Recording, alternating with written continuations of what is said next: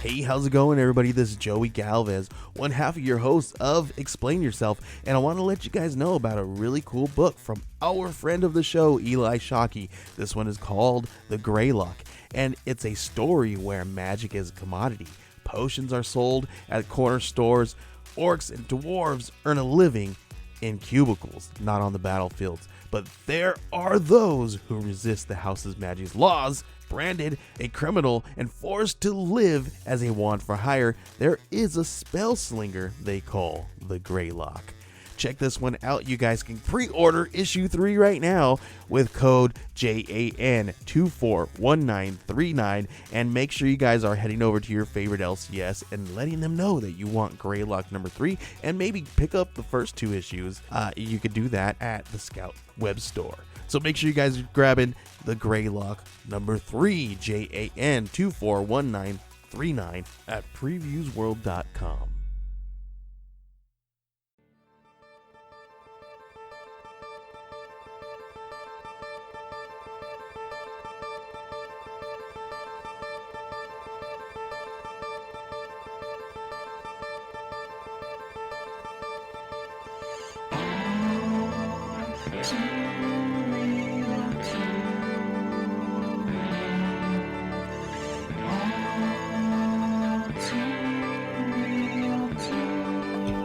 Rolling. Okay, everybody. Welcome to the latest episode of All Too Real 2. My name is Michael E. Cullen II, and with me, as always, via Zoom is... It's Matthew Barton. Okay. Yep. Matthew Barton. I'm the next Hawkeye. Okay. So, speaking of I which... used to do archery when I was a kid, so, you know. But speaking of which, okay, so I tuned into the show, and I'm, like, sitting here thinking, and I'm like, where is Alan Alda? Well, it's not that Hawkeye. Oh, No. okay. Oh, I got confused. No, it's not Alan Alda as an archer and as an Avenger. No, that would be... I thought it was like, maybe that was what, you know, Hawkeye Pierce did after the Korean War, you know, he went home and became an archer. Dude, that would be a cool sketch of Alan Alda as one of the Avengers as Hawkeye. That would be so weird. So this has nothing to do with MASH then. Okay.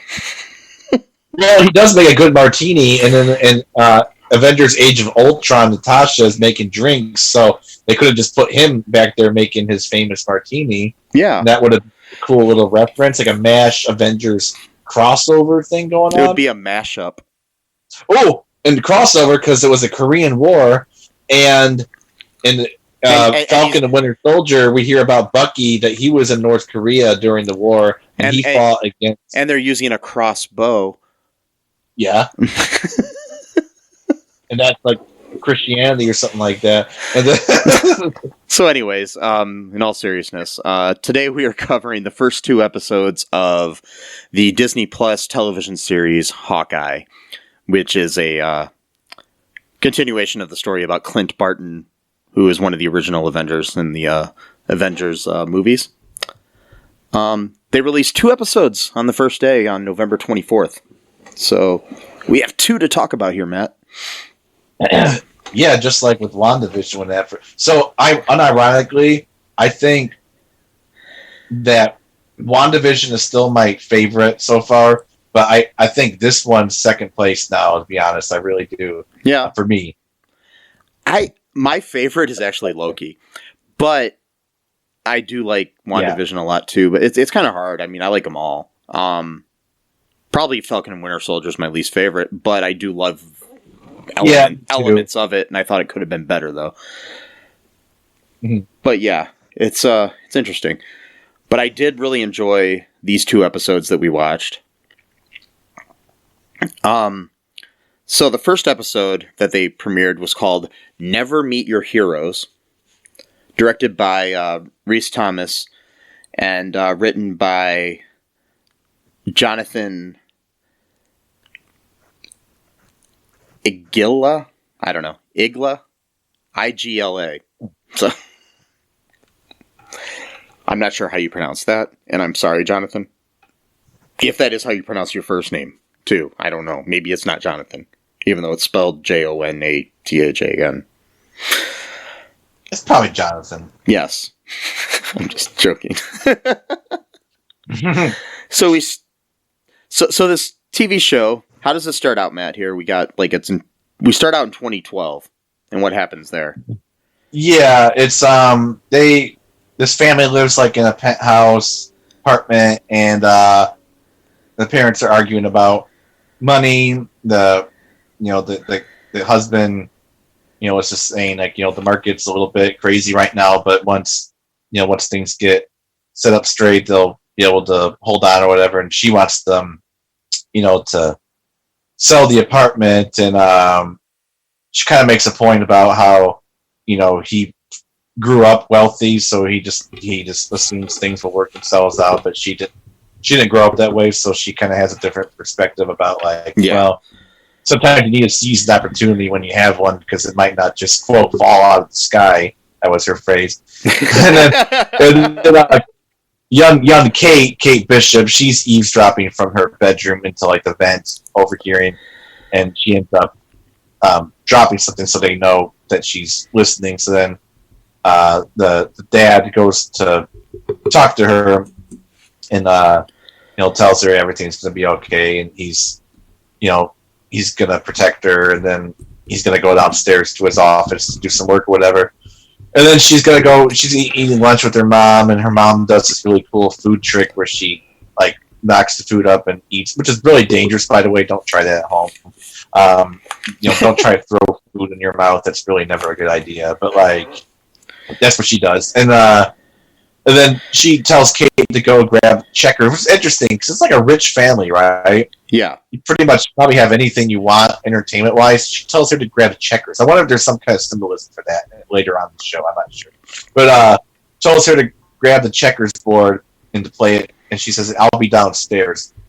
And then you see like this Chitauri like fly right by the window for like a split second, and then she kind of looks around and wasn't sure what happens, and then she hears a bunch of more noises and like explosions and stuff like that, and then she sees like one of those like big spaceships like flying over their like ceiling window, and followed by more explosions, and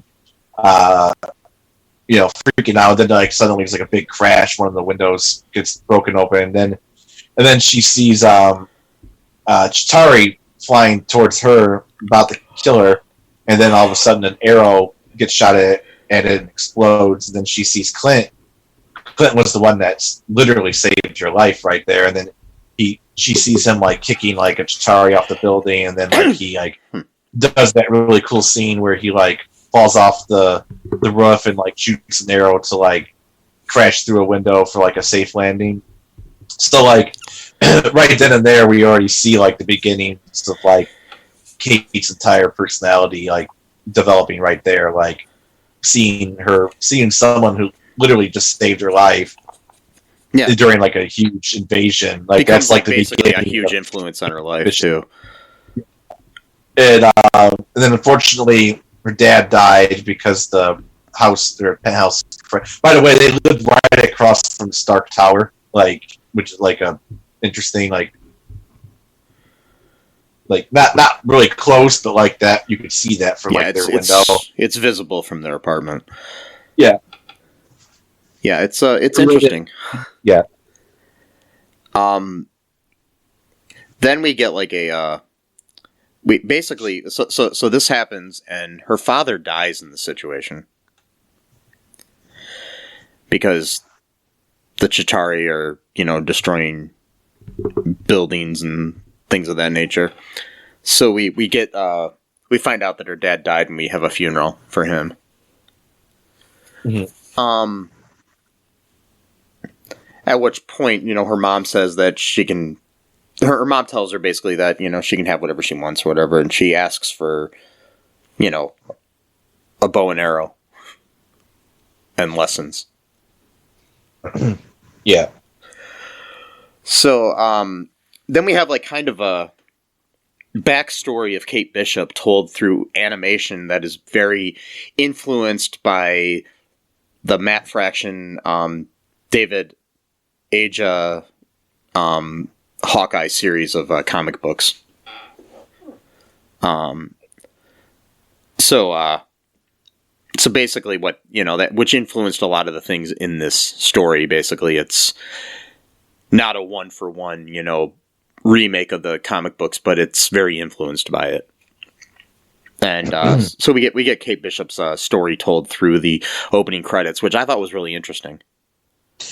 Yeah, I agree. I thought that was a really unique way of doing it. Like, you see her growing up and like winning like awards, and like basically her learning how to shoot the arrow correctly. Like, a lot of the beginning, she wasn't hitting the bullseye or even the actual target at all, and which is interesting because a lot of times her mom is like standing like right behind her, like almost overseeing her. Yeah. And I don't know if that was an implication if she's like one of these like moms who's like really, really like wanting, almost like pressuring their child to like be really great, or if she's overseeing her just because, like a stereotypical stage mom or something.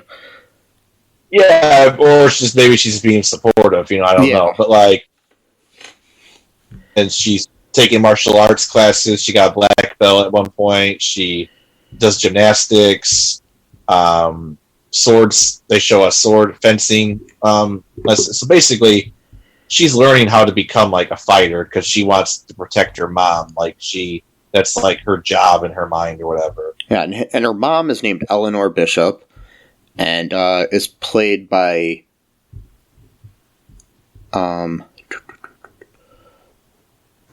Vera Farmiga, who people may know from Bates Motel, which is what I know her most from, as Norma Bates, which she is amazing in that show. She was recently in that Sopranos movie that they came out with, that Many Saints of New York. I'm not a Sopranos guy yet. I might start watching that show because I'm way behind. Obviously, I've never seen it, so I only saw like the first 2 episodes. Yeah, when it came out. But I might watch it eventually. But yeah, her mom is played by her, and then her dad, Derek Bishop, is played by Brian Darcy James, who is a really well-known Broadway actor and done a lot of movies, including he was in what was that? The Spotlight movie that was out a few years ago about the Boston newspaper investigating the Catholic Church. Oh. Yeah, which, if you have not seen Spotlight, watch it. No, I have not. Oh, watch it. It is a brilliant movie.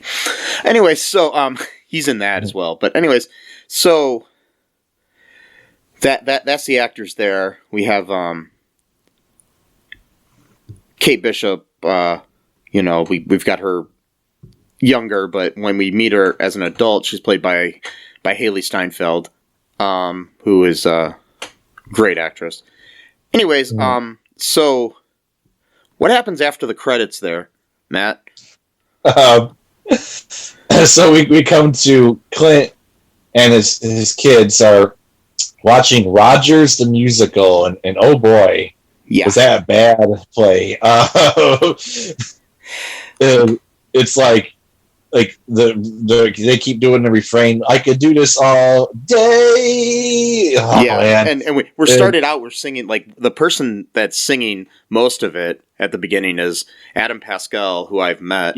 Yeah, that guy is awesome. From Rent and School of Rock and SLC Punk and Punk's Dead, among other things. Part two. He's an amazing actor. He did, however, refuse to be on our show when I asked him to be on it. At least he got back to me, though. He just said he was too busy. So, anyway, I wanted to interview him so badly. But if you're listening to this by any reason, Adam, please do our show sometime. I'd love to interview you. Big fan. I met you by a dumpster once, remember? Whoa. I did. It's like a drug deal. I met you by a dumpster. No, I went to he was doing a tour, and he came to Toledo, it was sad. There was like hardly anybody there. Oh man. It was like, I mean, there was maybe like 30 or 40 people in the audience, I think. And it was a pretty decent sized venue. So I don't know if it was even that many. I'm not sure how many, but it was kind of sad. But it was him and a piano player, and he was just singing a lot of different songs, and he was great.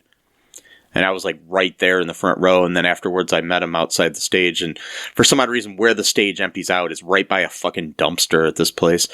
And Wow. I'm not going to mention the place because I don't want to badmouth them because I love the theater. But fuck. Yeah. I guess people just don't like art in Toledo, I guess, you know? Yeah.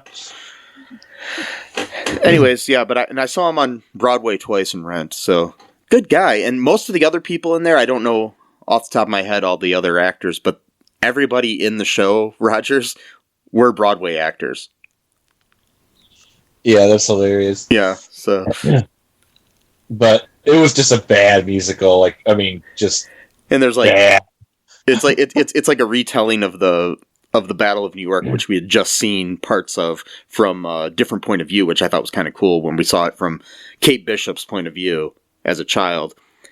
Exactly, because especially seeing the ship like over the ceiling window, like that was like, and also too, that was a one take shot of that, like what do you call it?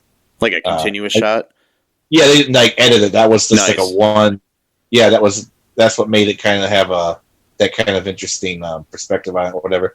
And at one point, Clint sort of has a PTSD moment when they show Black Widow, and it actually, for a second, it actually looked like I don't think it was, but she looked a lot like Scarlett Johansson. Like it was like he was seeing her. Like it's just so funny because you juxtapose that with like the realism of how this affects the citizens of New York. And then you have this cheesy fucking musical right after it. I mean, it's just like, yeah, I know. He at one point he's kind of having like a PTSD moment when he sees her, and then he turns off his hearing aid because he's deaf, which is interesting because I guess in the comic books he was deaf or hard of hearing, and they never really talked about that in the movie until now, I guess. From all the explosions. They explained it in the second episode, which we'll get to. Oh, okay. Kinda. Yeah. But he starts, criticizing things like Ant-Man wasn't there. Right, exactly. He didn't show up until Civil War. Yeah. Well, I mean, as part of the Avengers issue or whatever. But I thought it was kind of interesting, too, because it could just be them putting him there because he was kind of there when they went back in time. Oh, he wasn't part of the battle though, but yeah, he was there. Yeah. Yeah. Well, maybe because he was in Endgame and they knew that he was part of the battle the Battle of Earth, I think is what it's called. Yeah. But it's also like the whole thing. Also, it could be a throwback to the fact that it's been revealed in like there's a book that came out recently. I don't know. I forgive me. I don't know the name of it, but it's all about the history of the MCU. That was actually, sanctioned by Disney. So of course it's not going to have all the details of everything and all the dirty details, I should say, But they do mention that they were originally hoping to have Ant-Man and the Wasp in the original Avengers movie, but they couldn't figure it out story-wise to get them in there yet. Oh. So, yeah. And then, and there's this really sad scene where, right as he's having like this sort of like PTSD moment, he ends up looking over and there's a little girl who's dressed up as Black Widow and she's like smiling at him. So it probably just made him feel even worse. Like, yeah. And so he goes outside to get some fresh air. And then one by one, his kids come out and ask him, what's up. By the way, I'm not sure which kid it is. Let me see here.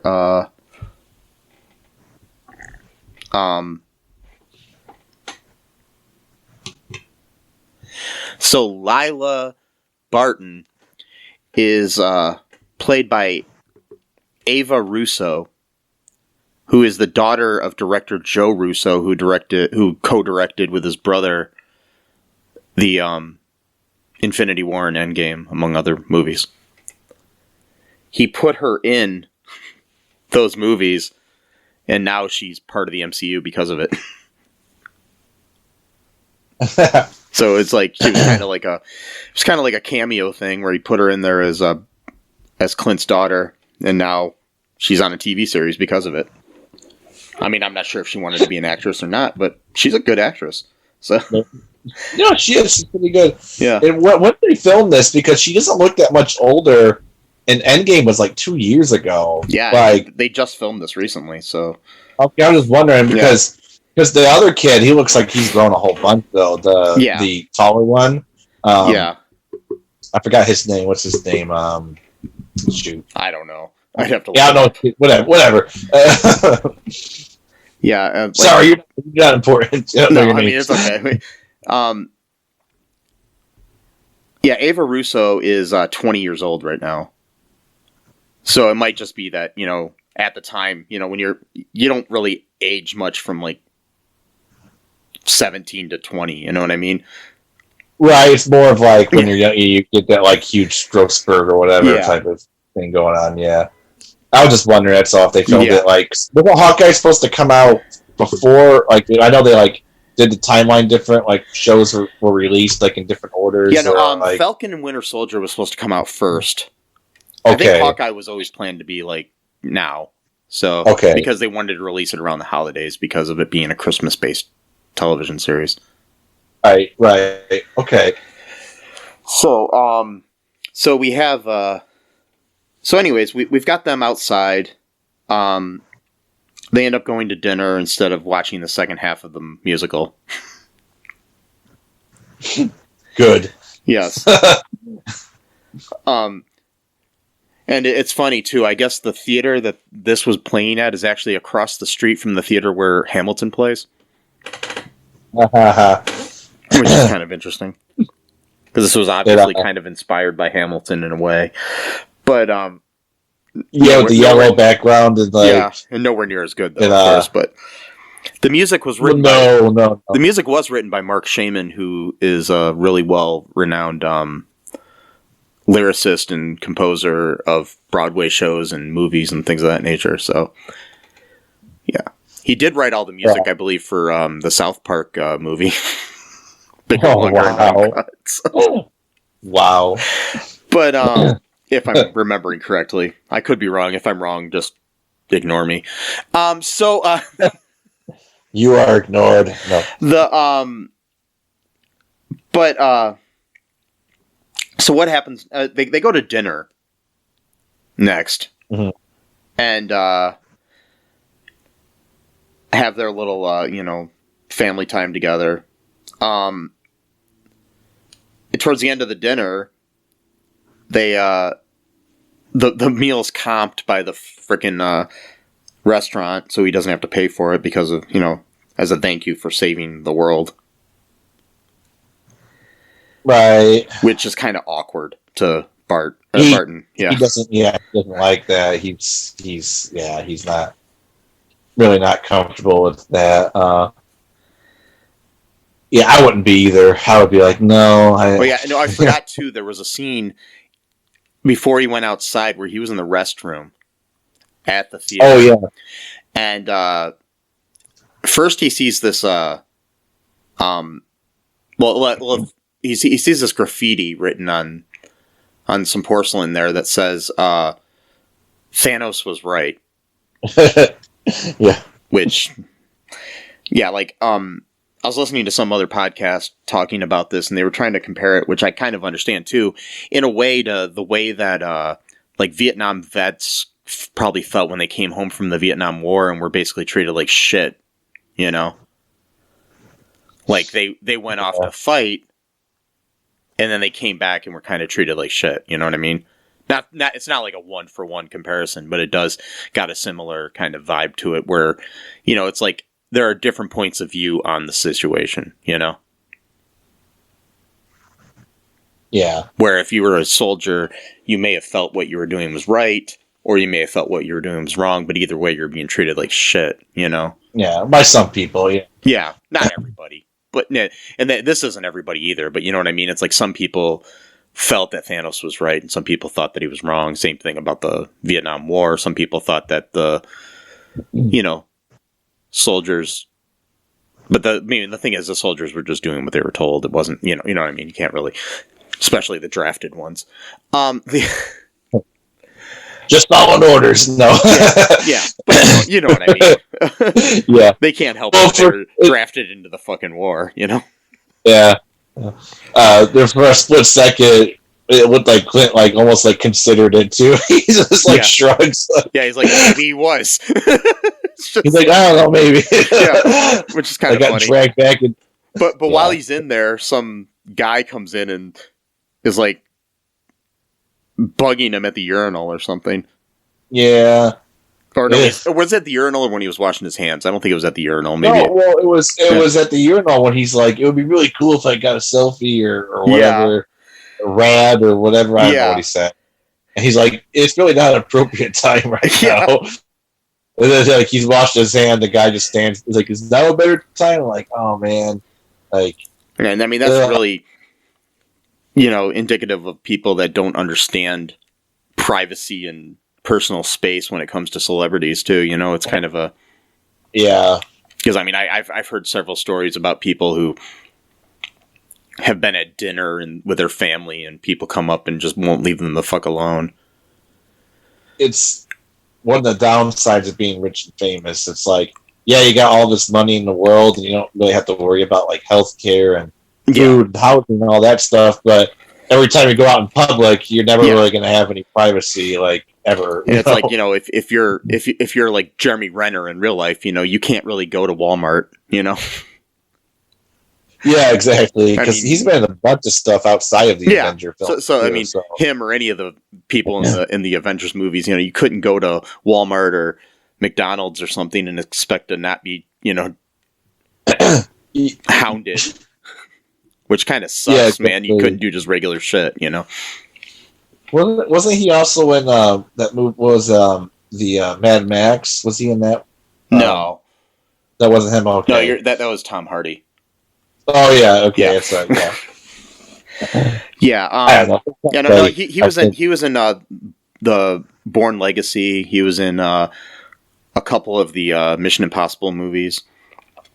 He was actually being groomed to take over for Tom Cruise, but then he couldn't do. He might be coming back for a future one, but he was unable to appear in one of them because of the Avengers movies. So, okay, yeah, yeah. But they were originally grooming him to be the new Tom Cruise, which is kind of weird because he's not really much younger than Tom Cruise.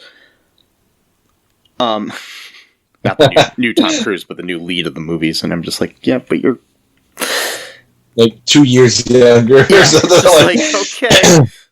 Whatever. Yeah. I mean, I like him as an actor. He's got some, we're not going to get into that on here, but there's some personal issues that I guess he's had with some women and stuff that, whatever. Rumors at least. Yeah.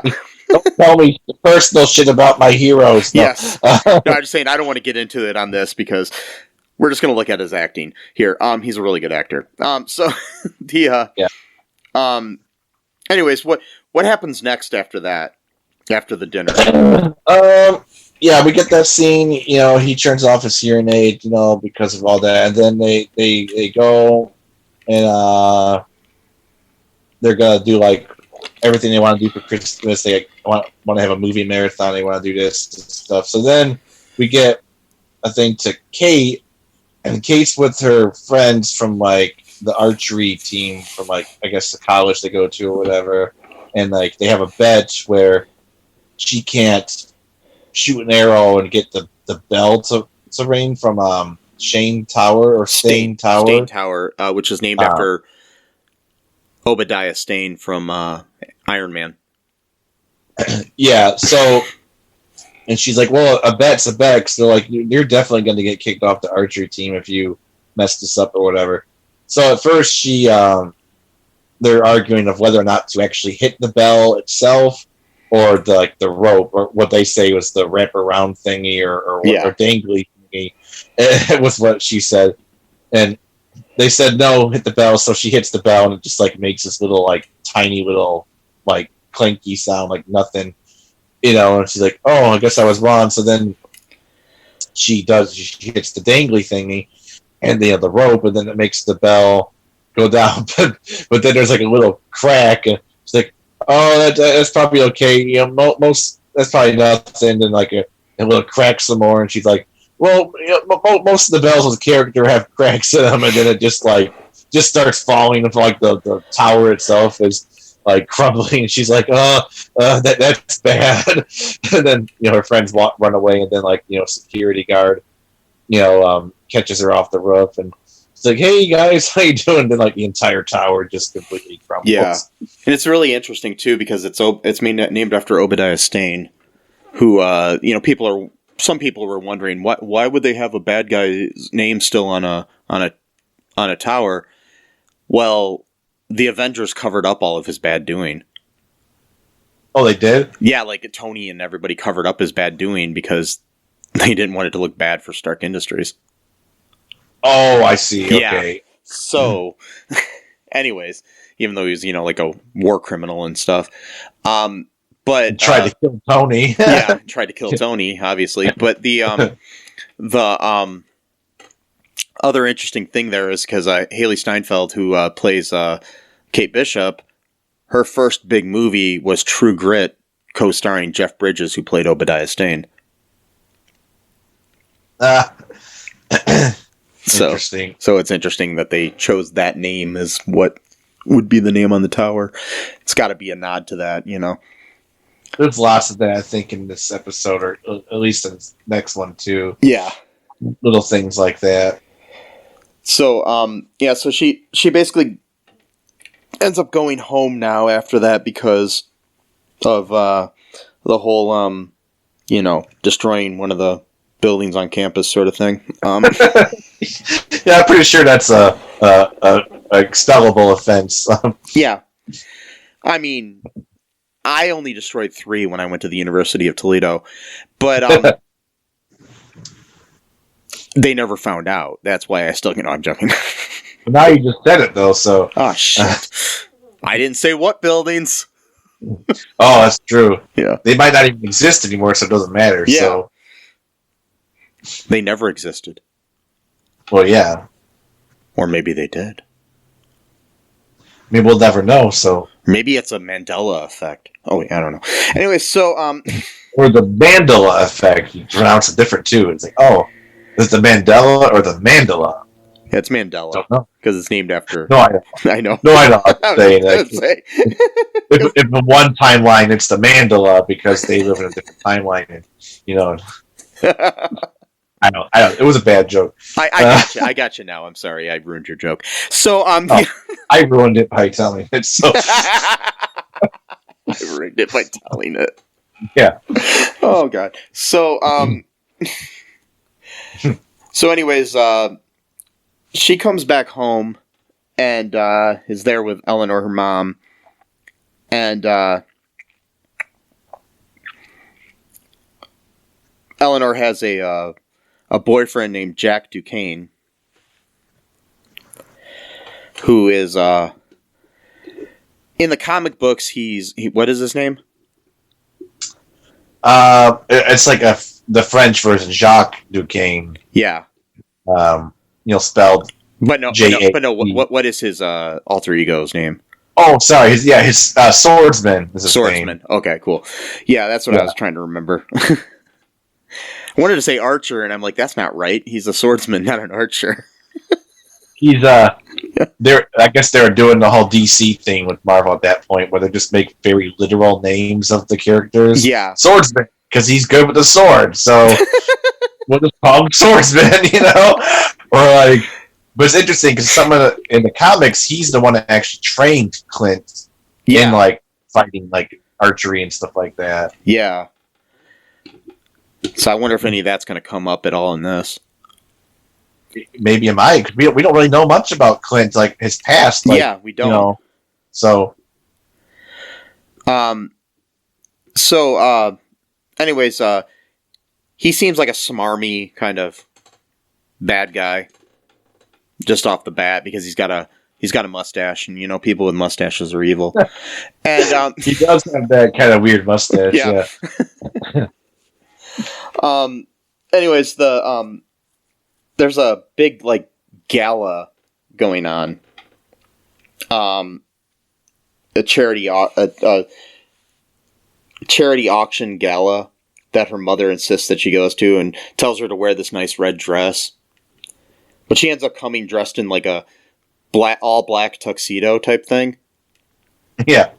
Where she looks just like the Help. Which is oddly convenient. Yeah. Yeah, kind of very interesting. It's a TV convenience. As I like to call it, TV convenience. So while she's there, she runs into this guy who is the uncle of Jack, named Armand Duquesne III. Is that right? Yeah. Yeah. Yeah, it's the third, yeah. Yeah, he's the third, yeah. And he lets slip that Jack and Eleanor are engaged, which Kate had yet to find out, and I guess her mother was planning to tell her that night. At the gala, for some reason. Yeah. Like, why not just tell her at home? It seems like a weird place to... Yeah. Well, she already had some suspicion because she saw swords at the penthouse or whatever. Yeah. And she's like, what's with all the swords or whatever? And then he shows up and it's like, Yeah. Okay. But, I mean, she at least knew they were dating. She didn't necessarily... and maybe living together, but didn't know that they were engaged, So it's like... Right. Because she does not like Jack. No. She's still like a daddy's girl, even though he died like 10 years ago or whatever. So, anyways, there's underneath the gala, there is a black market auction that Kate follows. Was she following Armand down there, I think? Well, yeah, because she's still an eavesdropper. She's still really good at that. She overheard Armand and her mom arguing. Okay, yeah, that happened first. I wasn't sure. And then he was like basically threatening her, saying like basically like he had like some dirt on her, I guess, and she was trying. He said something like, "I have powerful friends too." Right, like she was trying to explain it was like a big misunderstanding or whatever, but he's like, "No, I'm gonna come after you if you don't basically fess up or whatever or something." So yeah, she's like, "Is this guy threatening you?" And she's like, "Oh, I have no idea what's his problem." Like just shrugs it off, like it's no big deal. Which to her, maybe it isn't because she might be used to this kind of thing. So we're starting to wonder: is her mom? Why is she, like? Because they were having money problems, in the beginning of the movie, and then suddenly. Well, not suddenly, but you turn, you go to 2000. Well, technically it's 2025 in the story, so it's. But they're rich now, so it's like, it's like my theory on it is that there was like a lot of money from life insurance on the dead husband, and also probably some kind of reparations from the fact that their apartment was destroyed by the battle. Right. Probably something like that. But we'll find out if there's something shady going on with her mom, or at least she's not revealing her whole self or whatever.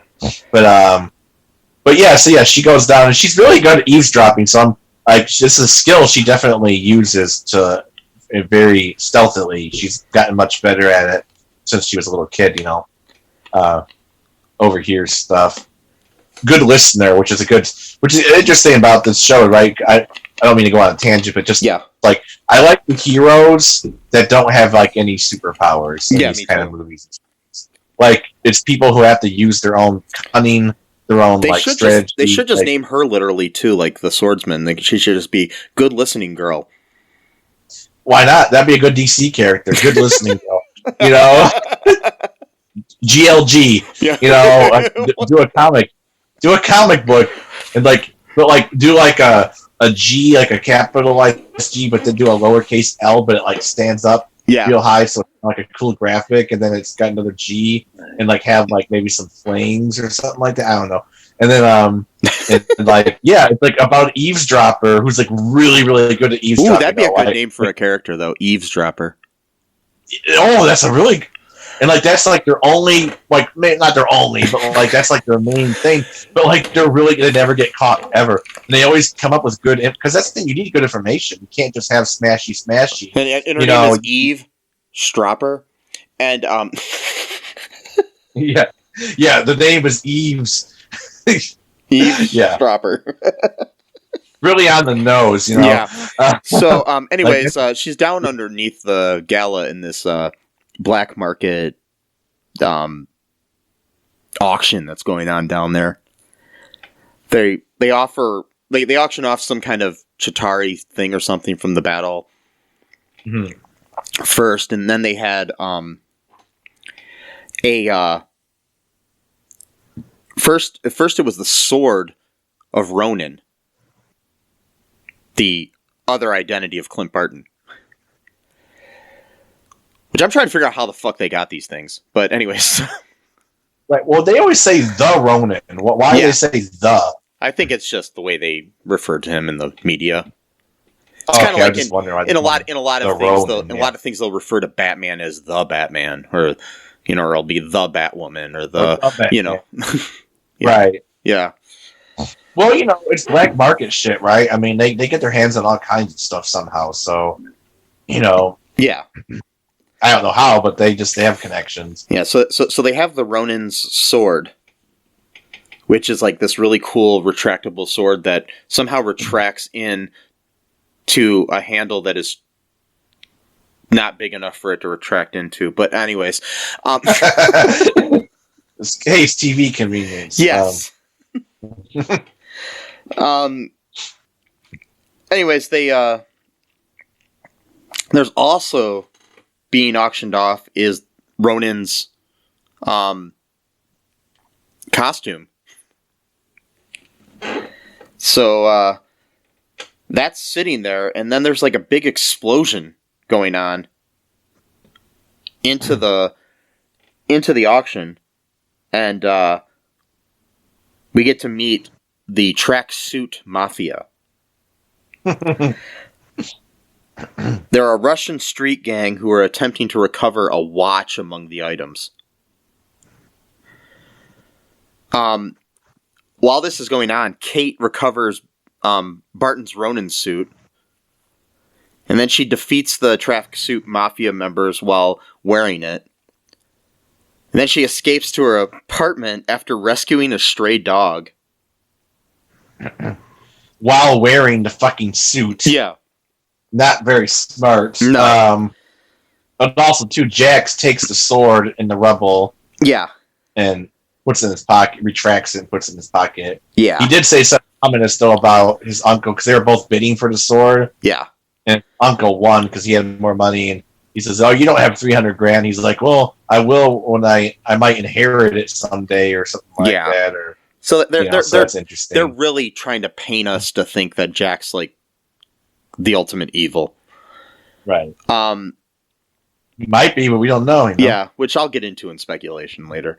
Yeah. Anyways, she rescues this dog, which we find out later through things is named Lucky the pizza dog. But she after that she tracks down Armand to investigate further what was going on.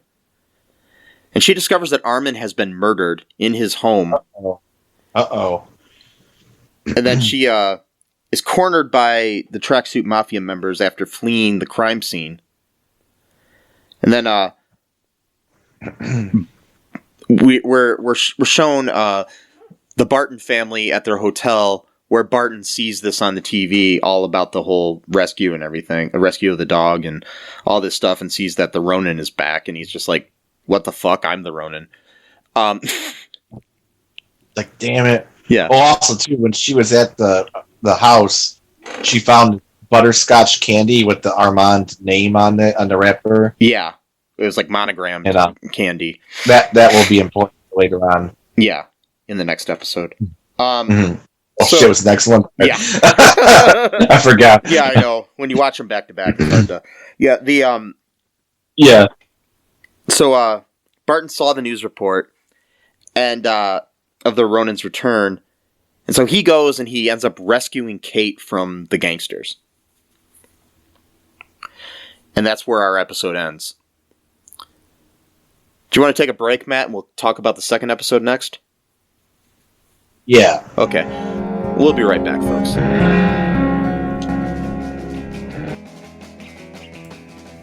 What is Gen X? What is the silent generation? What do generations have in common? Hi, I'm Trish the Dish from the Gen X Voice podcast, and I invite you to listen to conversations I have with folks from different generations, backgrounds, beliefs, and experiences in an attempt to see what connects rather than divides us. Even though Gen X has been called slackers, Karens, or not mentioned at all in some cases, we are the bridge generation, so I feel compelled to do my part to destroy ageism by bringing all these voices together. And, as a bonus, each guest gets to answer some 80s questions at the end of each show. So download and listen to Gen X Voice today on Apple, Spotify, Amazon, or wherever you listen to podcasts. And let's see how much we have in common after all. Hi, this is Catherine, host of a new fashion podcast, The Real Fashion School Dropout. Join me as I interview guests every week in the fashion and beauty space, and we gossip on all things fashion and beauty, and even get into some personal stories of their journey in the industry. You can find us on Apple, Spotify, pretty much wherever you get your podcast. Hope to see you there.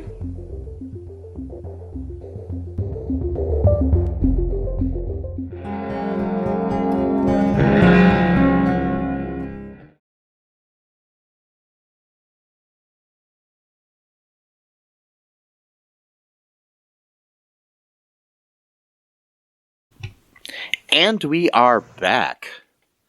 Okay, so on to the second episode here, Matt, which premiered the same day. This was entitled Hide and Seek. It was also written by Rhys Thomas. This one was directed by Eliza Clement, Clement, yes, so we basically start where we ended in the last episode. Where Barton saves Bishop and is like, who the heck are you? And rips off the masks and sees that it's, a young girl, so he's like, okay, what the fuck? And he takes her back to her apartment, but they are attacked by the tracksuit mafia, who basically set the place on fire.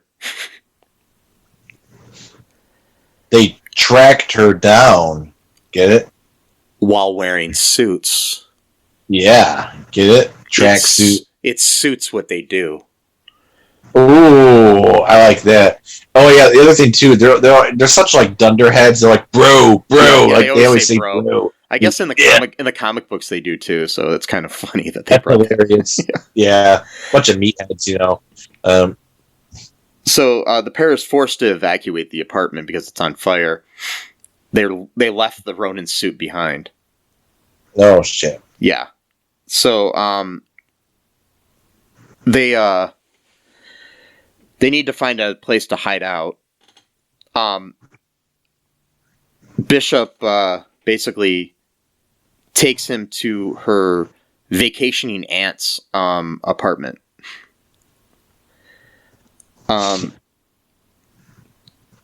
So then Clint goes and he sends his children back home, promising to return by Christmas Day. So then what happens, Matt?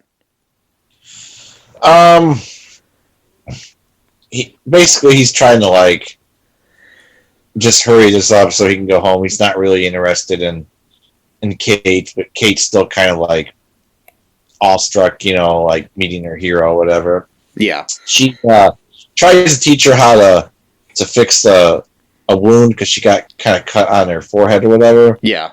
But again, heroes who don't have any superpowers or any kind of healing powers or whatever, they have to do things the human, normal way or whatever. She kind of fucks it up a little bit because they go to like a Rite Aid or some kind of store like that to pick up some materials, and she's thinking like they're gonna like go to some really cool like headquarters place or whatever. So I want to point something out about this store they went to. Okay, sure. Now I think only somebody like me who's worked in retail would notice some of this stuff. There's like toilet paper in the background, and it's Great Value toilet paper, which is a Walmart brand. Okay. And then they have like some of the supplies they get were Target brand products too. Oh wow. Like generic things. So whatever the generic name at Target is, I was just noticing that it looks like they went to like some stores and just bought the shit and then used it for set decoration. And I just think that's funny because I see that a lot in TV shows where, especially with Great Value stuff, it just appears like as like you'll have Great Value chips or Great Value cups or whatever, in the background. It's just weird because they must not get sued for using Walmart's brand name for some reason. I don't know. That's interesting. Yeah, it's just weird to me. But that's totally irrelevant. Anyway, so we did have a situation there with like the firemen were putting out the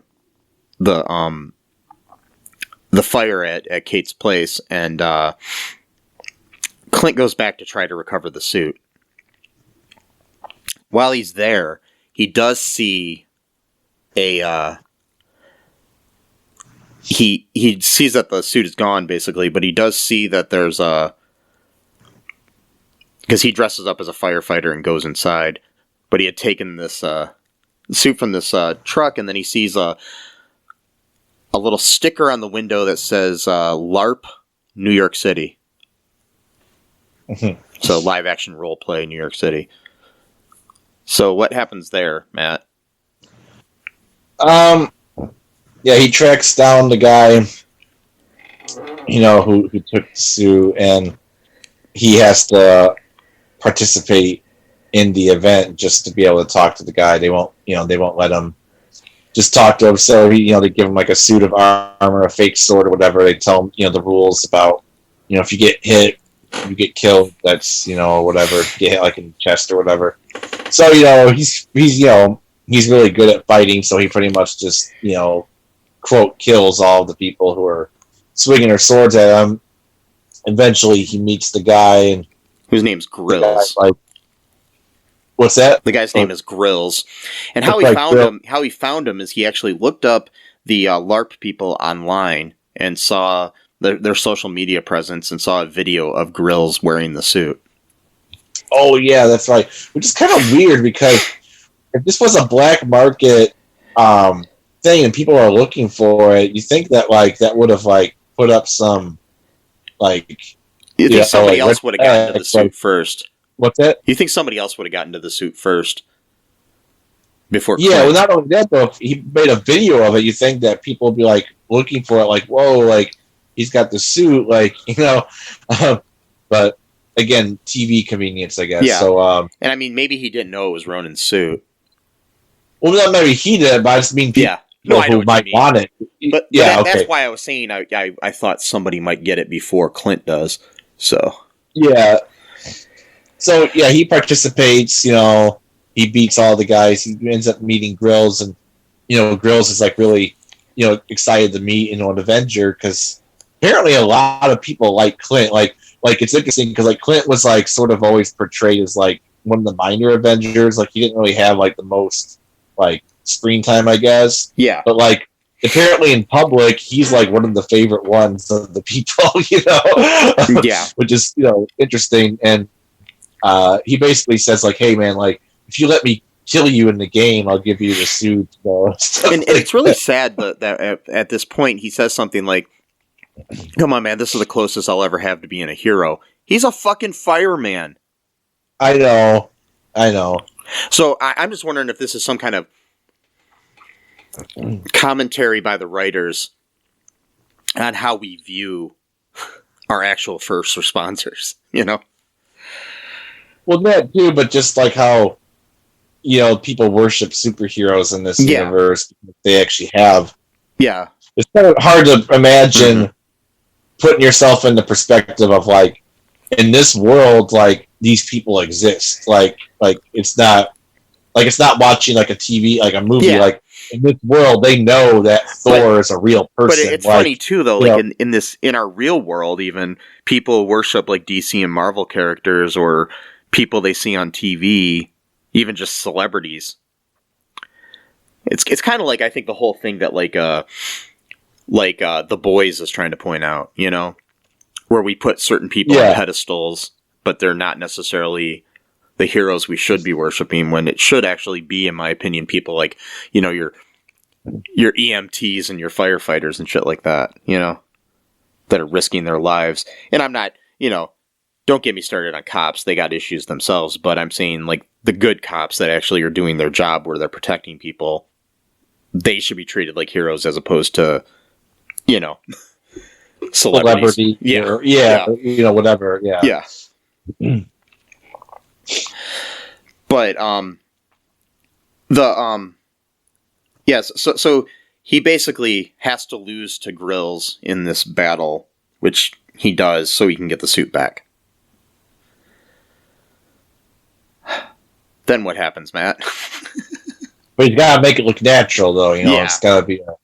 So he loses, and then he gets his suit back. He I think he comes back to the apartment and he fixes Kate's wound because she didn't really clean it the correct way or whatever. Yeah. So he wanted to make sure that it doesn't get infected because he's like, you'll really be, sad in a week, or if it gets infected, or you're gonna have a bad week or whatever. And he tells her to stay put. Of course, she doesn't listen to him, and she ends up. Forgot. See, I only watched this one once. I saw the other episodes twice. So she ends up going to I believe it's like the place of the security company that her mom runs, which I think is interesting. She goes there and she runs into Eleanor and Jack, and she tries to convince Eleanor that Duquesne had something to do with his uncle's death. So then she challenges Jack to a fencing duel. Oh God. Which he keeps letting her win. Which was kind of it's like you can't tell if he's doing that to be, an asshole, or if he's doing it as to try to win her over, or what, because it's like that thing where, your new stepdad is trying to be your friend, sort of thing, Yeah, exactly. We don't really. Jack, his character is very good at not really showing his cards too much. Yeah, it's like they really want us to think he's the bad guy. So he might be, but it could also be a complete misdirection too. He could actually be swordsman, like the real one. Yeah. So because we'll get into speculation in a minute here. So I always forget about that. We have speculation during these episodes. The TV one. Yeah. So after the little duel, she tries to contact Barton, not knowing that he has actually allowed himself to be captured by the Tracksuit Mafia. She tracks down his location using security systems and stuff from her family's company. Then she ends up being captured herself And then the gang informs their boss, who's named Maya Lopez, of Barton and Bishop's capture. Maya Lopez, who is a character in the comic books named Echo. Yep. And they're going to have a show about her coming out, too. So, basically her ability is she's basically has like a photographic memory sort of thing for being able to copy, kind of like Taskmaster in the Black Widow movie. Yeah. Where she can actually, she's a deaf person, but she's able to notice things visually really well because of that. And so she can, like if she sees Clint fighting, she can mimic his fighting style exactly, Yeah, which is pretty interesting. Plus, too, isn't she a Daredevil character? So they might be bringing in like there's a show. There's an interesting thing in the comics. She was actually raised by Kingpin.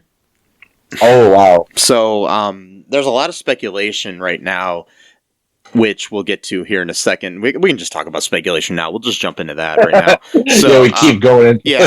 So basically, a lot of speculation is going. There's a lot of rumors going around right now that Kingpin might appear in this show as one of the ultimate baddies.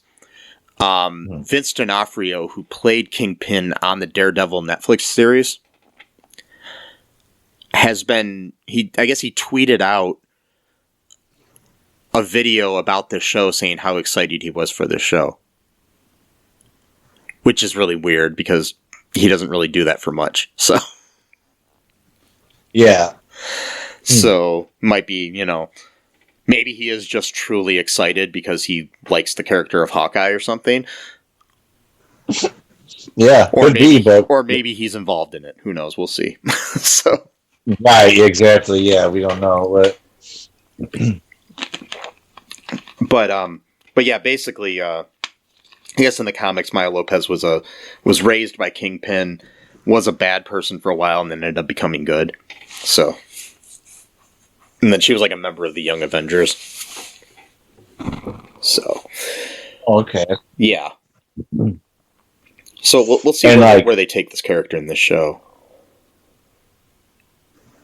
And if she's going to have her own show, I have a feeling she's going to end up being a good guy, So yeah, maybe. Well, it seems like that's what's being set up, I think, because like you had, with WandaVision, you had Wiccan and Speed, which end up becoming part of the Young Avengers, and then you've now got, it looks like Valentina's creating her Thunderbolts organization or team or whatever. So it does seem like either they're really just doing a misdirection, which would kind of suck because it would blow out anyone's excitement, but it does seem like that's what's kind of being set up here. Because Kate Bishop was a member of the Young Avengers as well, and so right, and so is, I believe, Miss Marvel, who's got her own show coming out soon too. So we'll see what happens. Yeah, we'll see. Yeah, probably a couple years down the line, we're gonna have a Young Avengers movie or something. Yeah. So, any other speculation on your part? Just I think the relationship, between Kate and Clint's going to get a little bit closer, because I don't think, because right now she hasn't really told him that he literally saved her life, she witnessed saving her life when she was 10 years old or whatever. Yeah. So, well, no, I think she's more 8 or 9, because this takes place, because technically Hawkeye takes place in 2025, the end of 2025. Yeah. So we're going into 2026. So and I mean, I don't think she disappeared during the blip. So, because there's no indication of that. So she would be. Oh. So it would be 2012 till 25. How old would that make her? Wait, Kate disappeared in the blip? They said that? No, she didn't. I said there's no indication that she did. Oh. Yeah. Okay, well, so 2012, because she's 22 in the show. It's what she said she was 22. So 12. That's 13 years. 22 minus 13. I'm terrible at math. Yeah, she'd be about 9 at that time. So she'd been 9 in during the Battle of New York. So yeah. So I think at some point they're probably going to get into an argument because he's going to be resentful that he has to like clean up her mess, and I think at some point though she's going to like, reveal why she wants, because like she always wears purple and stuff too. That's kind of like Hawkeye's color, so she's always trying to mimic him like throughout her whole life, basically. Yeah, and so she's probably going to end up becoming, of course, the new Hawkeye or something of that variation, which I believe she does in the comics. So, also, I think that they're being really heavy-handed in making us think that Jack's a bad guy. Yeah, like it seems almost too convenient. Like he might be a bad guy, but I don't know if he's the bad guy. And I also, my thing is I don't even necessarily think he might be smarmy, but he's not necessarily doing things for a bad reason. Like he's not like evil. He's more like a opportunist, maybe. Yeah, and also too, he does seem like he seems like he somewhat bucks the family tradition of being like wealthy, because like it seems like Armand is like the reason why he's upset is like to him it almost seems like he's marrying down, like he should be marrying. That's the other thing that they're did we bring up the point that that monogrammed candy, butterscotch, he actually had one, so that makes it kind of seem like he would have been in. That's another way that they're trying to be like, hey, look at this guy, and that just seems a little bit too convenient. Like, yeah, he gave her the candy, and like he looked at her, and like she thinks that he's like telling her a message that he knows that he saw her, or well, because like when he saw her when she was dressed up as Ronin, and, you can usually tell what someone looks like by their eyes if you know them well enough. Like, so they were pretty close up to each other. So like he might have recognized it was her. Not so much that he thinks that she's Ronin, but that maybe she just put on the costume during the whole thing. I think if they were smart, they would somehow make him, because I think definitely Eleanor is up to something. She might be like one of the higher ups. Who knows? Yeah, I think she killed her husband. Yeah, because she said she was going to go downstairs. Yeah, and then the crash happened, so she couldn't just use that as an excuse to kill him and go, oh well, the Chitauri or whatever. Yeah, So because in the comics, the father is actually a bad guy. And the mother dies. So interesting. They switched things up for this. So that makes me think that she's going to be a bad guy. So it would make sense because she was like daddy's girl, like always had like a more special relationship with him, and she got quote stuck with her, not stuck with her, but like her mom wasn't like her favorite parent, basically. Yeah, like But I guess she had in the comics, the way that it goes is like the dad's a bad guy, had faked the mom's death or something, and then she ends up coming back to life or something. So it's just how comics go. Yeah, just held her captive or something. Like I don't remember. I'd have to look it up. Okay. But I read something about it a while back, so I was just like, yeah. So I'd have to look it up. But but we'll see where that goes. I think definitely Eleanor's up to something, and my thing is I think it'd be interesting if Jack just turns out to be a good guy. Like, he's just being overly coming off smarmy because he's trying to win over Kate's affections because he's going to be her stepdad, Right, yeah. And who knows, maybe this might be the version where he actually was Clint's mentor, and then eventually they're going to end up meeting each other, and it's like, wait a minute, like, you're involved with this, you know what I mean? Like, well, there is a scene, I think, for the next episode that's, it looks like they're like, Clint and Kate are like sitting at a table in front of her mom and Jack, like they're talking to each other. So I don't know if that's the next episode or what. Yeah, and they're I haven't seen any previews myself, so yeah. Okay. That's interesting. Yeah, okay, folks. Well, just let us know what you think is going to happen. Comment on our videos anywhere that they're shared on social media. Love to hear what you have to say. Also, you can email me at mike@cullenpark.com and let us know what you think there. Anything else, Matt, before we wrap things up? Nope, that's all.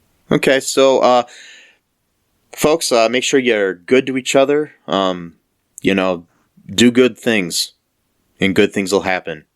Do bad things, and bad things will happen. Those are words to live by, Matt.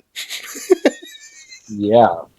So, follow us on social media. Go to all2real2.com for all that info. Check out our TeePublic, our Patreon. Give us a 5-star review if you can, anywhere you can. Also, share the show with your friends. That's the best way to get us out there.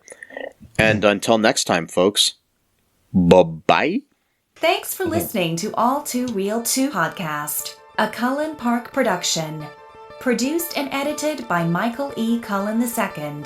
Music by Matthew Hawes. Subscribe and share the show. Visit us at cullenpark.com.